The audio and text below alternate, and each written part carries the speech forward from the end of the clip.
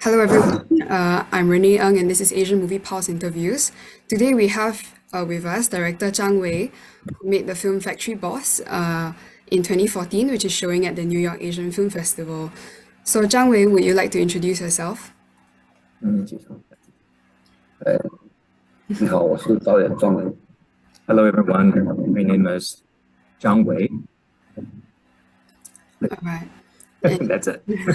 Thank you for being with us today. So my first question is that it's been a long time since the film was first released, because Factory Boss was actually first released in 2014. So how did you come to be screening Factory Boss again in 2023 at the New York Asian Film Festival? 那这部片其实在2014年就已经发行了。那为什么现在2023年呢，在这个纽约亚洲电影节放了这部片？那这有什么样的感想？在这么多年之后，有这部片，为什么会有这样的机缘又可以在这边放映？然后自己觉得有什么感想？因为这部片子真的是10年前拍的，10年前拍的，这么多年来呢，一直在中国的这个豆瓣评好的8.28，包括在全球华语片里面还有一个评分，还是前50的一个记录的。所以说，在国际上很多电影也拿了很多奖呀。所以说，反正我也不知道，很多人都知道我，反正知道我这部电影，不知道我。那还好像都看了这部电影，但是这部电影就是2010年的中国的2010年。So this film, yes, indeed, was shot 10 years ago, and it was very well received, and a lot of online platforms have very, very high ratings, and it was named top 50 Asian films, and I do think that it received so many different awards internationally, and people actually know more about the film than me as a director. So definitely this is it's a great opportunity to show this film again as a result of all the accolades and also the receptions I have received for this film. 故事讲2010年的故事，对吧？这个故事的，反正在海外华人就知道这部电影，包括在国内和海外都知道这部电影。And the story is based on what happened in 2010, and I do think that not only the story itself is something that people very aware of, but also it is very well received, as I mentioned, not only for the mainland Chinese audience, but also for Chinese overseas. That they also pay great attention to this film as a result of not only the historical backgrounds of what happened in 2010, but also how much receptions and accolade that this particular film received. 也许是因为他讲的那个08年美国经济危机以后，一个中国的老板为了做美国的订单，呈现了一种共进的方式，或者呈现一种共赢，还有一种视角不一样，因为很多中国人没有看那个老板电影，所以说给这两个视角的电影，到现在为止很多人不喜欢，不知道这部电影或喜欢这部电影有一种共鸣的东西。And the audience, whether or not it's Chinese overseas or mainland Chinese audience or other audience members, non-Chinese audience members, they're very much they can relate to what happened in 2008 in the United States in terms of the economic crisis, and as a result, the impacts have on the Chinese factories and all the people, employees and employers, as a result of this particular economic crisis. And I do think that that is one perspective that I think people can relate to. The other one is also that it's very rarely seen from the perspective of a Chinese boss or from the factory owner running the factories under the impacts of this particular economic crisis. So I do think that that's sort of these two reasons are the reason why this film was so, or has been so well received. And I think my next question is, thinking back on that now, do you think the issues pointed out in the film are actually even more important in 2023, about 10 years later? 那你在10年前拍摄的时候，这样子一个过程，这样的一个问题，或者这样子一个状况，你觉得在2023年，你会觉得其实很多东西还是也有这样子的重复的？那个时候是讲世界经济危机的时候，美国经济危机的时候，的一个故事啊，企业的状况出现了问题，他做出口到美国来的，市场受到影响，造成一个老百姓经济的故事。那么现在正好这个3年疫情，由疫情造成了很多企业倒闭，其实还更惨。现在我们如果再找这种故事比比原来的故事还要更惨，人物还要遭遇更多的困惑，就是不跳楼都是很多的精神病了。包括现在我们原来有个项目要去拍的时候，发现本来到精神病院去拍，1年前去拍的时候，配合给你拍，现在住满了人拍不了了，就全是老板做的。那可是疫情下造成，不是那个背景不一样，老板遭遇还是一样，更惨。So in terms of here and now, in 2023, that I do think that because of 3 years of COVID, you do see something similar, but even worse. What happened to a lot of companies, a lot of factories, especially factory owners, been deeply impacted by the COVID-19. And we are not just talking about suicide that you have seen from factory boss. We're talking about mental illnesses.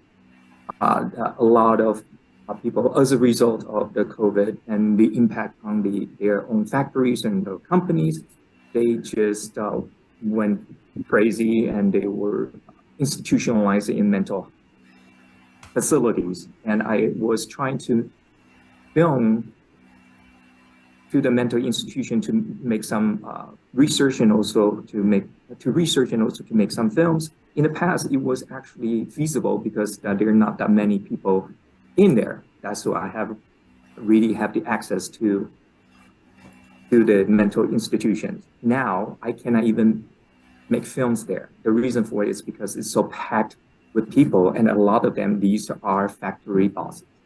As a result of COVID, as a result of the impact on their factories and their companies, that they just went nuts. And then a lot of them were institutional. That's really sad to hear. And I think, thinking on that, when I was watching the film and also through this conversation, I was very struck by how deeply you understand the situation. And I've read in another interview that research is very important to you when you make a film. Is that true? And can you share some of your other insights from researching for Factory Boss back in the 2010s?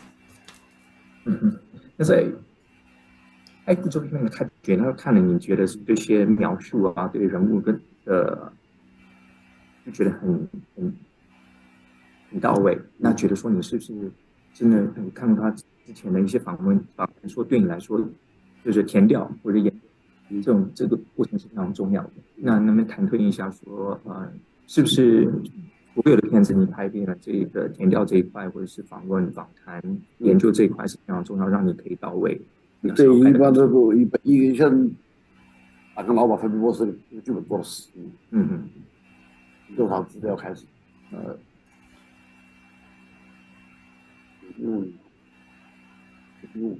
做7、8年的调查，做剧本前面调查，提升了，花了很长时间。So it definitely took a very long time for me to put the script together. In fact, that it's about 7 or 8 years of research, constantly researching, interviewing, and field research that I have done in order for me to put this particular script together for Factory Boss. I feel like that research really surfaced in the film, and that's really great. I wanted to ask a little more about the cinematography of the film as well. I really love the rawness or what I can only describe myself as the 真实感 of the film. You have worked with the DP Lutz Reitemeier multiple times now, like with your later film The Rip. And can you talk a little bit about how the two of you collaborate and build your cinematic language together? 那对于这部片里的顺，觉得非常的喜欢。那您跟这位摄影师也合作过好几部片子呢，甚至包括一些肋骨也是谈。那您讨论一下你们之间是怎么样去合作呢？怎么在视觉上面去有这样子一个语言的沟通呢？因为这个有时候跟摄影师的合作和摄影风格取决于题材。你题材是一个现实题材的话，那就用这个摄影的风格和摄影师的配合，就感觉哎呀，这个电影我是真实感，还有一种假如说有种偏纪录片的形式，或者做伪纪录片的形式，对吧？有真实感那个，它不像一个这种艺术电影那种灯光啊，靠那出来有音乐，那是两种类型。所以说这种题材决定一个哪个摄影师和风格来配。So I think it has a lot to do in terms of the style of the visual images that I want to capture has everything to do with the subject matter. So if the subjects I want to film is something that is very important, that is it has to be naturalistic, it has to be realistic, I then will take on that particular style of filmmaking almost like a documentary-like filmmaking, and that is the style that we have agreed on for these particular films that I chose to use that way of presenting the image and the visuals that you see on film. Related to that also, I wanted to ask if you still remember, how did you find the locations for the film, especially for the factory itself, because it was so important to how I felt about that world and that universe. 那你们回想一下当初这些拍摄地点啊，尤其是像那工厂那个拍摄地点，觉得说跟这等于说是这整部片的一个灵魂。对。我们那部电影4家工厂在4家工厂拍的，是真正的工厂，是真正的生产线拍的，就是要找，就前面找了很多家，最后确定4家工厂把那个电影拍的。So 包括宿舍楼里拍的。So we actually did a lot of research and visiting many factories, and we decided to choose 4 of the factories that we have approached, and sort of combined them for this particular film, and that's where we shot the film, including dormitories. From this, these are real factories in real life, and then we did on location. 办公室那个生产线那些员工就是不少了。So including not just the dormitory, but also the offices as well, and also the factory line, also part of the film. 目前把我们的演员拍的工厂真的没快上班，上了1个月了。So we actually arranged the actors to live and work among those workers for a month before we actually shot the film. I think something that just came to mind also was I was curious what made you choose toys as the product, because the made in China phenomenon that you're discussing encompasses so many industries, but what made you choose specifically toys?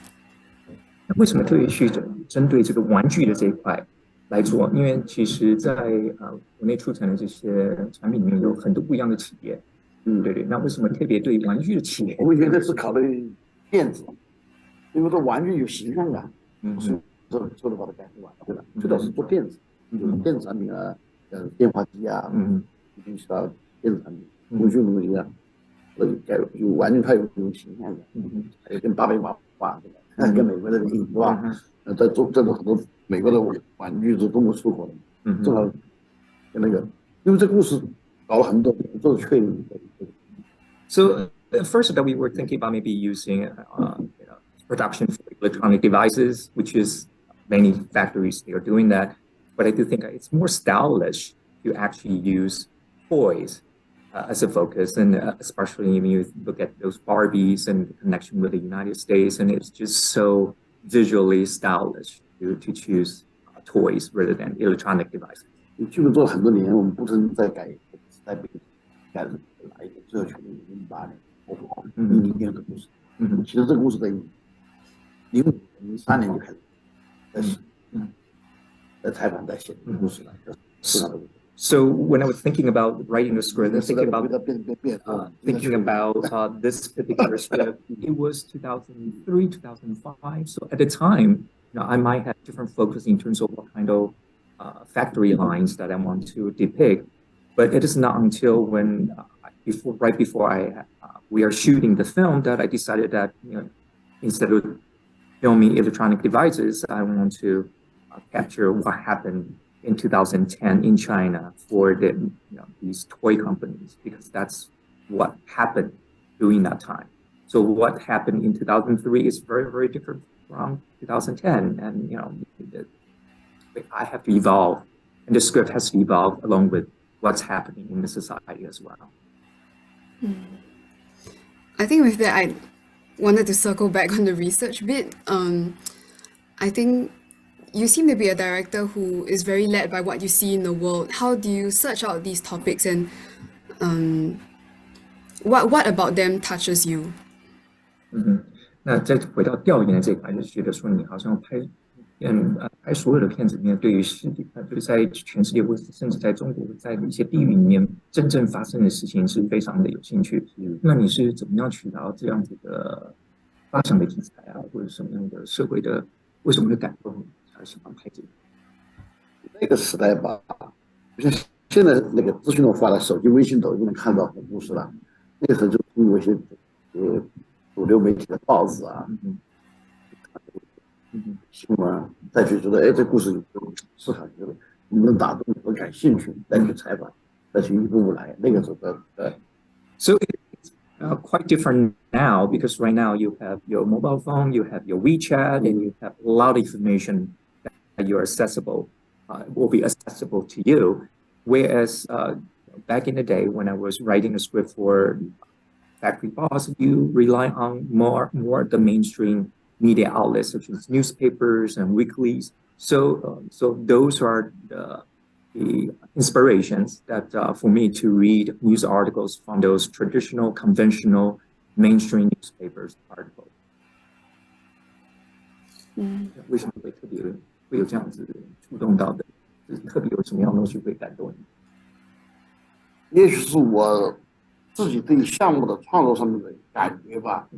每个人的感觉，哎，这故事能打动我，我就去好奇去收集资料，慢慢的整理，不断我觉得，哎，这个值得做，思考1年2年的时候，再准备一个聊，再去采访，再开始构建故事。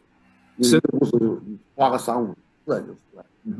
So when I'm reading these articles from the newspapers and it touched me and resonated with me, then I will have it sort of urged me, I feel compelled to start the research process, start to put the team together, to talk about how we can actually make this into a film. So that usually is my process. Is to start with the news stories that touched me, and then I do a lot of research, and from there I decide to put together as for the script, and then create a team together to make this into a film. 这要花很多时间去思考，去很多的最后，因为你不能做像人编剧一样的，你不能做一个伪命题，这个底层逻辑对的，不能说瞎编一个东西，就是让你相信这个故事。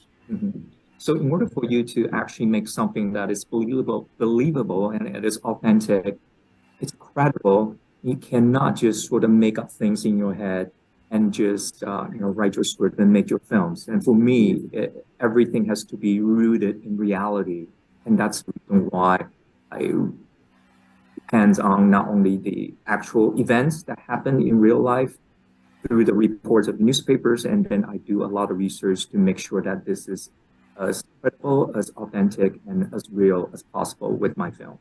让我做东西是想好了一个故事，发现了一个故事。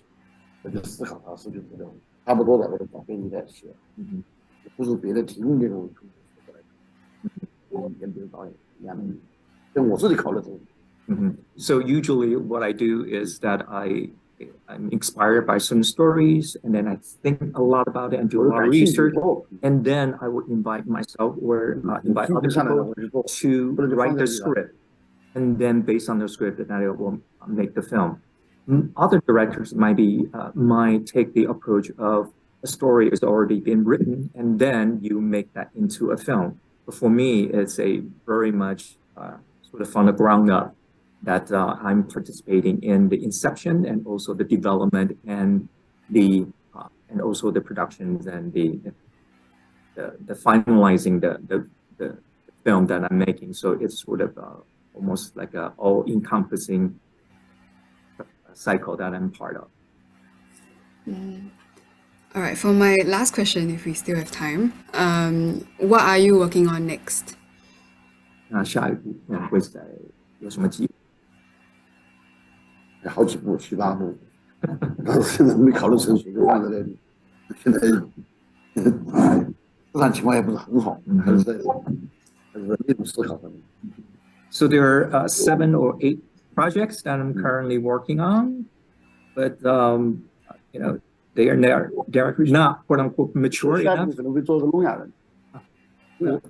for the to make it into a film, 还 and 有精 also 神 the 病这两个。and the market is not great so far. So I'm sort of trying to find a way to 精神病院的 develop those 7 and 8 projects. Among those 7, 8 projects, there are 2 of them that I think might be the next films. One of which is about the deaf and mute communities that in China that I want to explore, and the other one will be the people in the mental institution in China. So probably one of them. 假如说我要稍微做个题材，做一个思考，那来启动这个项目，就是去聋哑人开滴滴车的。滴滴车，你知道美国有什么滴滴车吗？对，就是手机，因为他听不到，就呼叫，就是障碍的，也还有送外卖，这种东西，还有直播带货，送外。So could be the deaf and mute communities making a living as a Uber driver or Uber Eat doing delivery. So that could be the next project. All right, that sounds very exciting. And thank you so much for the interview. I think we'll end it here. But thank you so much, both Zhang Dao and as well as our dear interpreter. I didn't get your name, sorry. Vincent Chen.